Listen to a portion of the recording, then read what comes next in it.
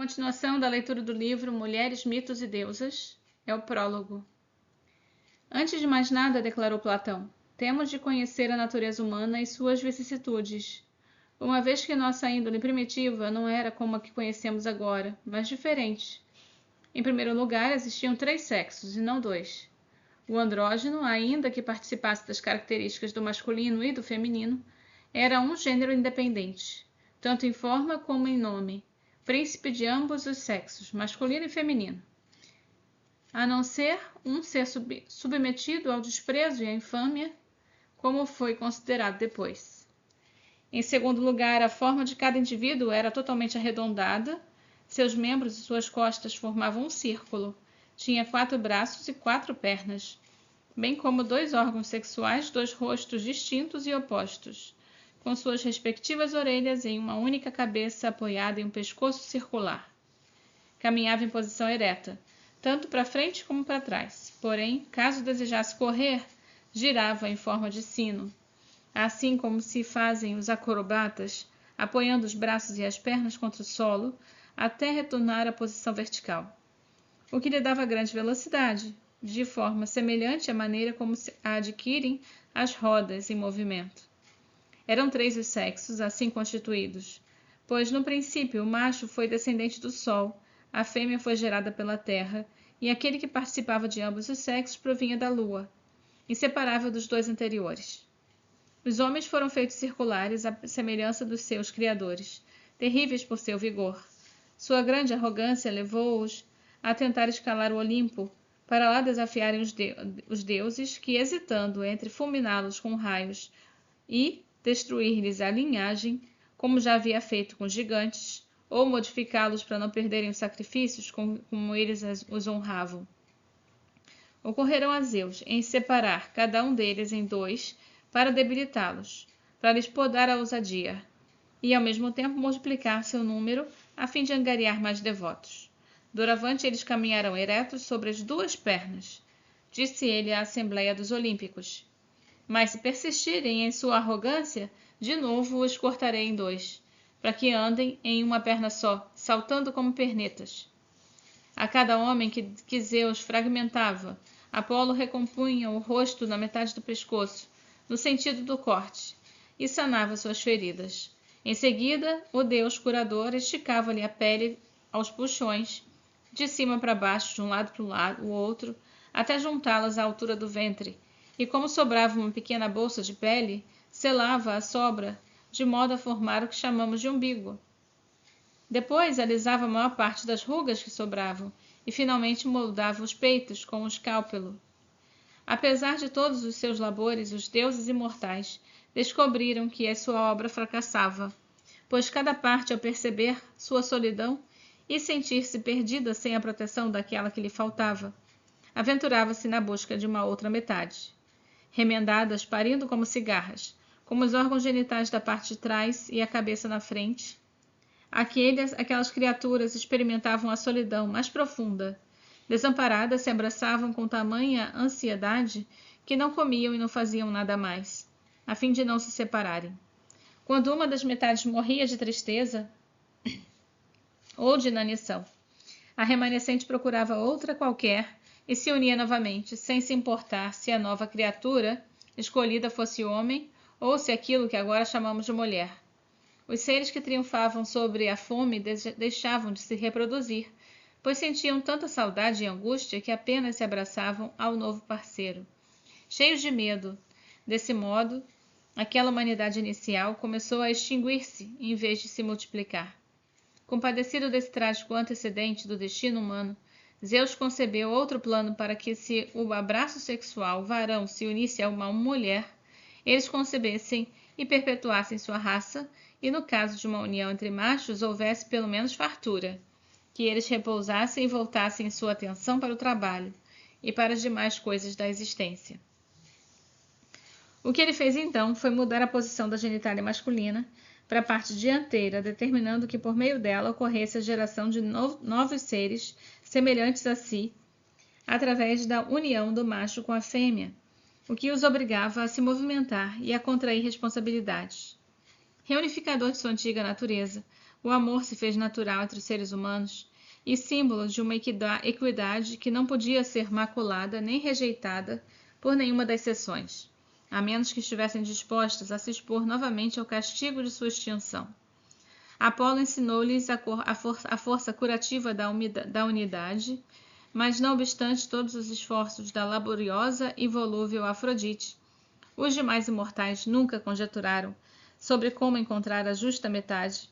talvez por temer a força que é alcançada por um par perfeito, que ao fundir-se em amor e piedade, suscita o desejo da virtude, reanima o provedor do heroísmo e desperta uma urgência de moralidade que permita aos homens valorizar a divindade que neles habita. O equivocar-se quanto à contrassenha implícita à escolha de uma mulher ou de um homem tem provocado as mais profundas inquietações. As más alianças, longe de serem curativas, geram ódios e multiplicam a injustiça ancestral. Apesar de sua óbvia infecundidade, os enlaces entre homens que percebiam afinidades entre si criaram, no dizer de Platão, uma maravilhosa sensação de amizade, de intimidade, de amor que os deixava fora de si e os impedia de se separar por um instante sequer. Talvez porque neles permanecia um remanescente da perturbação ou da espera angustiosa superior ao surgimento de uma luz própria que lhes permitisse vencer seu estado de prostração. Esses eram os que passavam a vida inteira em companhia mútua, consolando-se da nostalgia imemorial por ser outro, e apegados, de certo modo, pelo temor da solidão, que sentiram das unidades recém-fragmentadas que andavam como perdidas, imersas em sua confusão imperiosa, sem rumo preciso nem clara consciência do seu sentido de ser.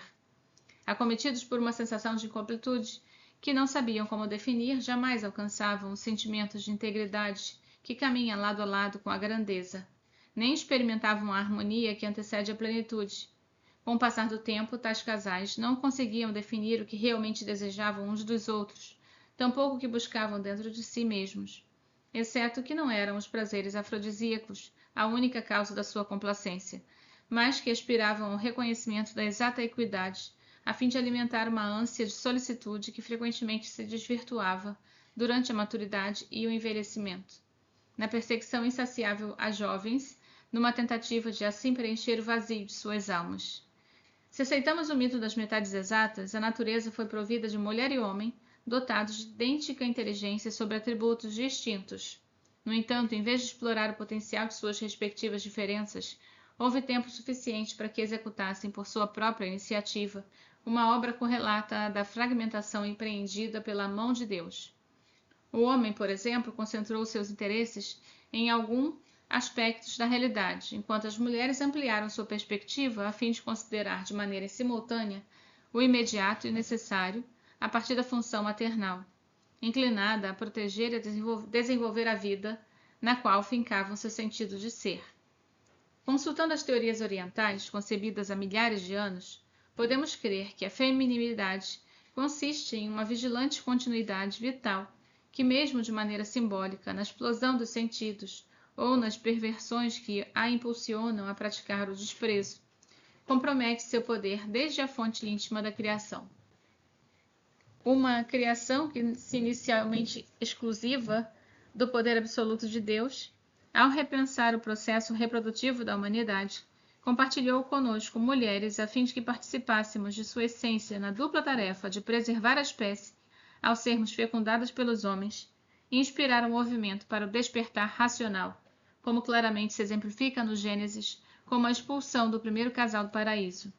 Esse privilégio, considerado instrumento da redenção da cultura judaico-cristã, nos permite pensar, agir e nos aperfeiçoar intuitivamente. A individualidade se fortalece, portanto, na medida em que a mulher compreende as habilidades múltiplas do seu intelecto, sua graça equilibradora e seu afã em servir. Nada ilustra melhor a missão feminina que a passagem da escuridão para a luz. Delineada para a reprodução, seu temperamento é dinâmico, enquanto o masculino tende a contemplar e a se mover pela inspiração divina encarnada pela companheira. A nossa divindade é vigilante, legada à mulher para acentuar a natureza do ser e participar dessa forma primordial de criatividade que é aquela própria da arte e da história, E se, por definição, a aliança heterossexual acentua a identidade mútua e consolida o despertar para a claridade, o liame homossexual, por outro lado, padece o mais terrível dos sofrimentos, o de ser enigmático. Ser um enigma e viver como tal, conforme pensou Maria Zambrano, só é próprio daquele que, sendo uno, ou pretendendo sê-lo, está aprisionado na multiplicidade e sujeito a padecer seus próprios estados. Os deuses não sofrem dessa condição porque se bastam a si mesmos e se encontram além dos princípios da contradição. Isso ocorre aos seres humanos quando, em sua ânsia de evitar padecimentos e eximir-se do imperativo da mudança ou do movimento, multiplicam o próprio eu no anelo de se aceitar, o que implica uma negação e é a chave dos anseios de fuga que os imobiliza, justamente de maneira oposta aos que buscam seus desejos. Poderíamos supor que o transtorno experimentado ao reacomodar as metades dispersas se converteu em um caos e em uma sanção unívoca que produziu a infâmia que nutriu os vícios de vícios à humanidade. Ao fracassarem os homens em sua batalha contra os deuses, optaram pelo caminho mais simples, dominar as mulheres e, mais tarde, outros homens mais fracos mediante práticas cada vez mais abjetas, inseparáveis da ideia do pecado que sobreveio primeiro, através da Lilith, e depois através de Eva e todas da sua estirpe. Quanto mais primitiva a índole dos casais reunidos pelo apetite sexual, por submissão ou pelo ímpeto para a guerra, tanto maior a inclinação para a injustiça, até tipificar-se o desprezo. Tais foram os triunfos da incoerência. A injustiça e a brutalidade, em consequência, a conquista progressiva da harmonia, converte-se na única coisa que nos permite ascender a partir do reconhecimento do outro, que é nosso complemento. Sem o preenchimento de tal requisito, tornam-se impossíveis a tolerância e a partilha equitativa de direitos e obrigações, que em nossos dias consagram a democracia. No eterno combate entre os atributos relativos a cada sexo, a hostilidade aumenta em consequência das contradições. Desse modo, afligidos pela obsessão do poder e não poder, os homens guerreiam das formas mais diversas e se concentram em uma única tarefa, seja prática ou racional. As mulheres, por sua vez, continuam a expressar sem grande alarde sua aptidão para preservar a vida como uma figura divinizada, a menos que se deixem empolgar por perversões que as desviem do seu compromisso. Graças à sua intuição amorosa, desde tempos imemoriais, governam disfarçadamente a ordem presente e futura da consciência, com peculiaridades que, em dadas ocasiões, separam as mulheres das deusas e que podem levá-la a desvirtuar sua missão de aperfeiçoamento interior, segundo o caráter de cada povo, e aprendizagem e sedimentação de cada cultura. Surgem as eras doentes pelo ciúme de que seu Zeus luxurioso, as Afrodites em busca do amor, uma Circe feiticeira senhora de seus domínios, tão versada na arte da palavra quanto hábil em transformar homens em porcos. Há também Cassandras portadoras de dom da profecia, ainda que condenadas a que nunca se acredite nelas. Atenas combativas, esposas que atacam os maridos como um machado e incorrem na síndrome de uma Clitemnestra sem recurso de salvação. Medeias matriciadas, enlouquecidas pelo desamor e pelo abandono, ou ledas ingênuas que, sentadas em seus banquinhos ao pé da lareira, são seduzidas por um cisne que as penetra depois de deslizar ao longo dos seus peitos. Por sobre as fascinantes galerias das sacerdotisas, brotam os furores das Olímpias insaciáveis e cruéis, intercalados no drama inaudito de Sisygambis, no declínio obscuro de uma estatira que morre parindo e chorando. Como ocorrera ao Império Persa, ao ser conquistado por Alexandre o Grande, e que depois se incorpora à história como vítima dos comandos inconstantes, que mutilaram o porvir esperançoso da sua estirpe. As Jocastas trágicas, suicidas por sua dor e geradoras de uma Antígona heróica, que desafia a lei do tirano para preservar tanto a honra familiar como a lei dos deuses. Há também disseminadas pelo mundo como sementes variegadas do universo criador, virgens imóveis e arquétipos da piedade, que são veneradas por sua paciente solicitude, ou, como no caso da Guadalupana, consagradas pela maternidade absoluta na misericórdia perfeita em favor dos homens. Existem donzelas emudecidas, Marias interpostas entre a espada e a cruz, amantes confinadas na paixão conventual, Heloísas radiantes que repreendem a Deus por sofrerem tão infinita crueldade, Isoldas confusas, Dalilas intrépidas, Cleópatras que oscilam entre o ímpeto redentor da pátria, o acicate da imortalidade e uma entrega amorosa atingida pelo impossível sonho imperial, que em determinadas ocasiões se aproxima do melhor que existe em si mesmas, e em outras as impele a ceder à tentação do abismo e a dar um ponto final às suas aspirações, afundando os dedos em seus cestos cheios de figos, habitado pela áspide portadora da morte. Não faltam as Hipátias insolentes por seu vigor racional, nem as mulheres do nosso tempo que, em meio à grande confusão provocada pelo acúmulo de equívocos de sua humanidade, que pretendeu se tornar deidade material, decidiram romper o cerco da obscuridade e finalmente se atreveram a declarar em alto e bom som que sim, nossa feminilidade é a condutora do atributo criador, o enlace entre a vida, o impulso para a morte e a esperança da redenção. Suas primeiras empresas, no entanto, absorveram aquelas características que são próprias de nossa época: apetite pela informação, avidez de conhecimentos, urgência de competir nos jogos de poder, ânsia por glória e prazer e também, às vezes, contaminação daquilo que se acreditavam liberdades por horas de ódio social, de rupturas espirituais diante de tantos domínios religiosos e de desvarios infiltrados pelo pavor da morte. Mulheres de certa maneira quebrantadas, elas padeceram das capitulações e consequências das guerras mundiais que vieram a consolidar a desordem mediante da violência,